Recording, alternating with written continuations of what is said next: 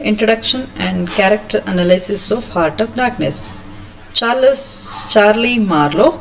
Marlowe is a 32-year-old sailor who has always lived at sea. The novel's narrator presents Marlowe as a meditating Buddha because his experiences in the Congo have made him introspective and to a certain degree philosophic and wise. As a young man, Marlowe wished to explore the blank places on the map because he longed for adventure. His journey up the Congo, however, proves to be much more than a thrilling episode. Instead, his experiences there teach Marlowe about the heart of darkness found in all men. Many, like himself, suppress these evil urges, while others, like Kurtz, succumb to them. Marlowe's chief qualities are his curiosity and skepticism.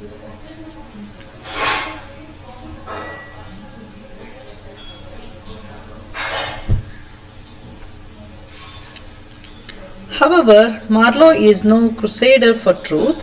He lies to Kurtz intended to save her from a broken heart and ultimately returns to Europe and his home despite his having been convinced by the company and Kurtz that civilization is ultimately a lie, an institution humans have created to channel their desires for power. Marlowe is appointed captain of a steamer and charged with going upriver to find Kurtz, a missing ivory trader, and bring him back. Marlowe encounters several acts of madness everywhere. He sees naked black men dying of disease and starvation. Revulsion grows within him over the white man's dehumanizing colonization of the Congo. Marlowe feels an affinity towards Kurtz. He sees in him both a reflection of his own corruptible European soul and a premonition of his destiny.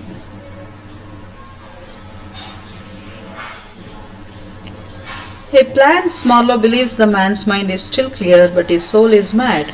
Marlowe experiences him as a powerful force. When Kurtz says, "I had immense," he feels a bond has been established between himself and Kurtz and that Kurtz has become his choice of nightmares.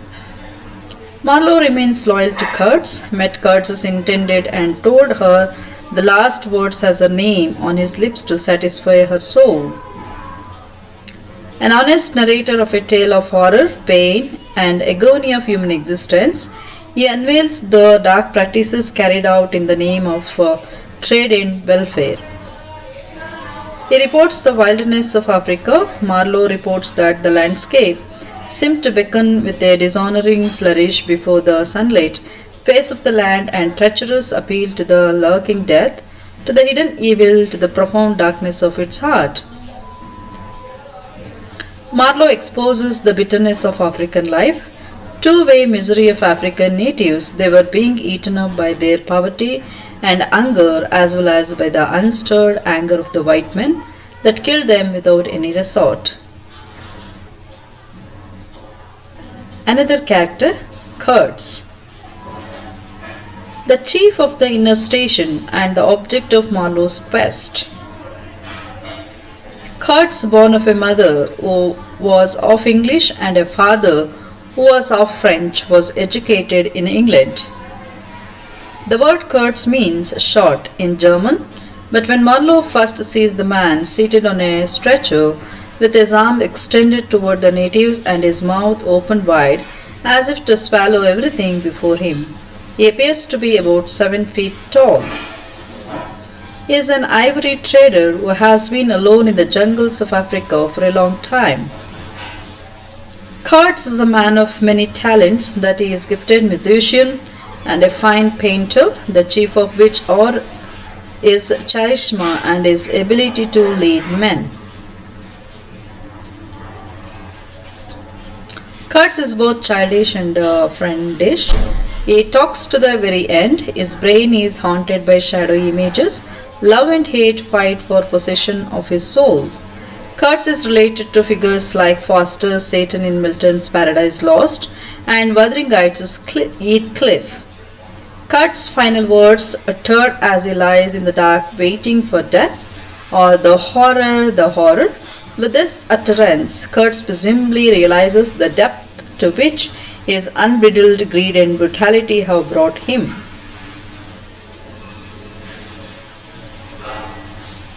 Next character, the general manager, the chief agent of the company in its African territory who runs the central station. He owes his success to a hardy constitution that allows him to outlive all his competitors. He is average in appearance and unremarkable in abilities, but he possesses a strange capacity to produce uneasiness in those around him. He is an enigma, a person or thing that is mysterious or difficult to understand. He is smart but cannot keep order.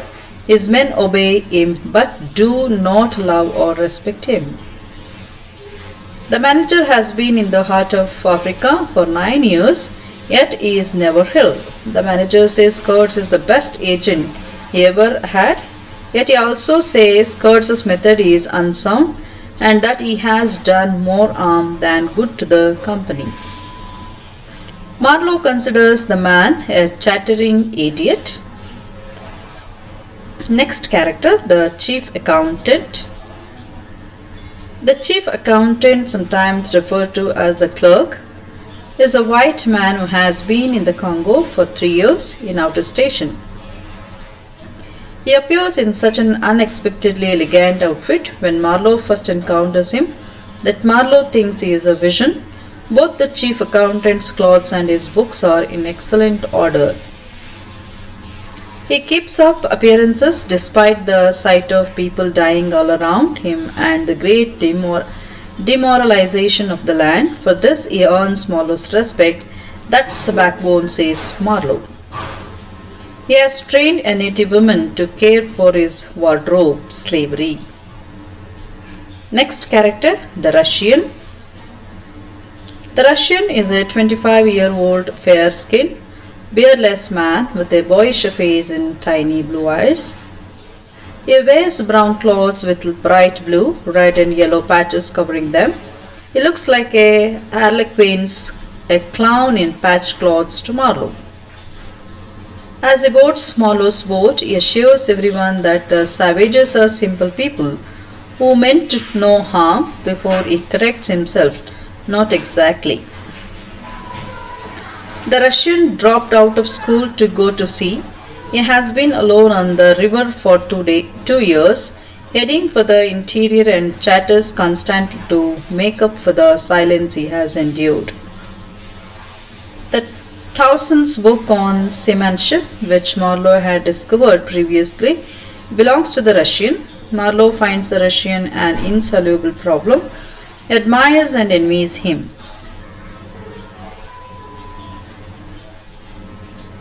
The Russian is surrounded by the glamour of youth and appears unscathed to Marlowe. He wants nothing from the wilderness but to continue to exist. The Russian describes Kurtz as a great orator. He says one does not talk with him, one listens to him. He says Kurtz once talked to him all night about everything, including love. This man has enlarged my mind, he tells Marlowe. The Russian presents Marlowe with a great deal of information about Kurtz, chiefly that Kurtz is adored by the African tribe that follows him, that he once nearly killed the Russian for a small supply of ivory, and that it was Kurtz who ordered the attack on the steamer to scare them away. Another character, Brickmaker. The brickmaker, whom Marlowe also meets at the central station, is a favorite of the manager and seems to be a kind of corporate spy.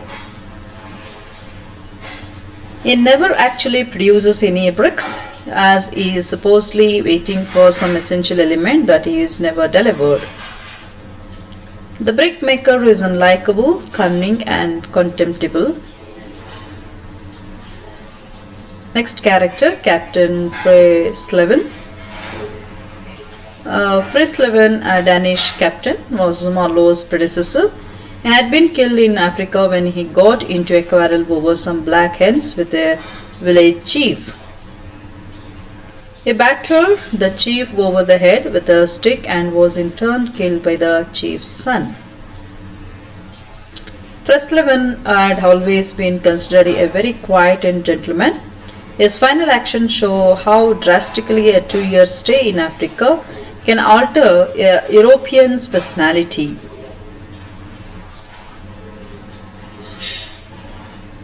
Next character, the Elfman. A native, the Elfman is responsible for steering Marlowe's boat. Marlowe has little respect for the man whom he calls the most unstable kind of fool because he swaggers in front of others but becomes passive when left alone. He becomes frightened when the natives shoot arrows at the boat and drops his pole to pick up a rifle and fire back. The Emsman is hit in the side by a spear. His blood fills Marlowe's shoes. His eyes gleam brightly as he stares intently at Marlowe and then dies without speaking. The Doctor. The Doctor measures Marlowe's head before he sets out on his journey. He says he does that for everyone who goes out there, meaning Africa, but that he never sees them when they return. The Doctor asks Marlowe if there is any madness in his family and warns him above all else to keep calm and avoid irritation in the tropics.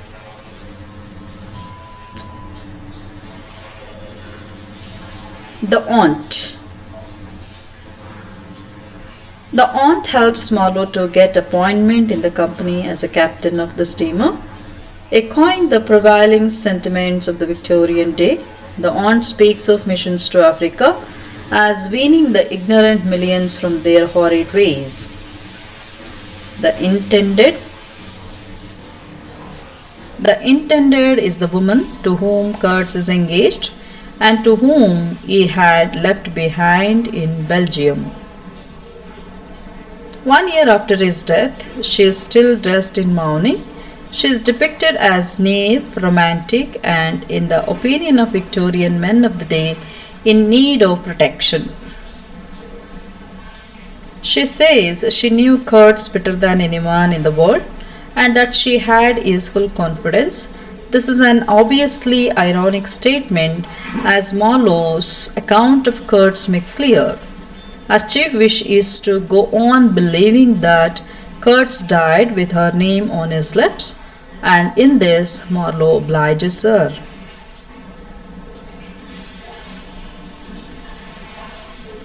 The manager's uncle. The manager's uncle, a short, paunchy man whose eyes have a look of sleepy cunning, is the leader of the group of white men who arrive at the central station wearing new clothes and tan shoes. The group calls itself the El Dorado Exploring Expedition and uses the station as a base from which to travel into the jungle and plunder from its inhabitants. Marlowe observes that they steal from the land with no more moral purpose at the back of it than there is in burglars breaking into a safe. The manager's uncle and the manager refer to Kurtz as that man. Next, the narrator. The narrator remains unidentified throughout the book. He tells the reader the story which Charlie Marlowe told to him and 3 other men, the captain or the director of the companies, the accountant and the lawyer, as they sat aboard the Nelly on London's River Thames waiting for the tide to turn. The narrator is an attentive listener who does not comment on or try to interpret the tale. He is instead a vessel through which Marlowe's story is transmitted, much as Conrad is a vessel through whom the entire book is transmitted. When Marlowe finishes speaking, the narrator looks out at the tranquil river and reflects that it seemed to lead into the heart of an immense darkness.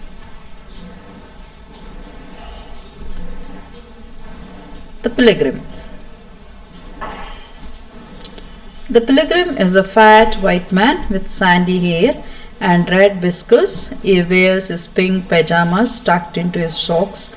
He cannot stay the boat. He assumes Kurtz is dead and hopes many Africans whom he and all the other white people referred to as savages have been killed to avenge Kurtz's death.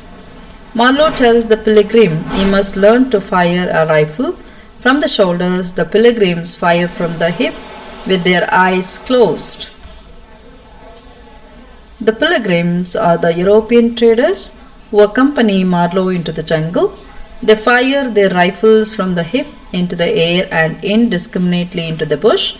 They eventually come to look with disfavor upon Marlowe, who does not share their opinions or interest. When they bury Kurtz, Marlowe believes the pilgrims would like to bury him as well.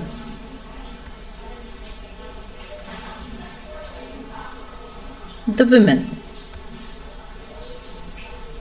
The woman is the proud, wild-eyed and magnificent African woman with whom Kurtz has been living while in the interior. She is the queen of native tribe. When she sees Marlowe's steamer about to pull away and realizes she will never see Kurtz again, she stands by the river's edge with her hands raised high to the sky. She alone among the natives does not flinch at the sound of the ship's whistle. Marlowe considers her a tragic figure. The other minor characters, the official, the fireman, Kurtz's cousin, the journalist, manager's boy, the Swedish captain, young agent, the savages, the poor man.